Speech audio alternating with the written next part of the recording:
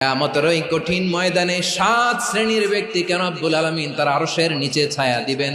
তার মধ্যে প্রথম শ্রেণীর ব্যক্তি হলো ইমামুন আদিল, যে ইনসাফের সাথে বিচার করে, যে জাস্টিস সমাজে সার্ভ করে, যে সুশাসন নিশ্চিত করে, ওই ইমামুন আদিল। আদিল শব্দটা বুঝছেন না? ইন্নাল্লাহা ইয়া'মুরু বিল আদল, পাইছেন?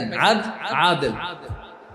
7 শ্রেণীর ব্যক্তিকে আল্লাহ তাআলা সুশীতল আরশের নিচে ছায়া দিবেন, যেদিন তার দেয়া ছায়া ছাড়া কোনো ছায়া থাকবে না। এর প্রথম হচ্ছে ইমামুন আদিল, ন্যায়পরায়ণ শাসক। চিল্লায় বলেন সুবহানাল্লাহ।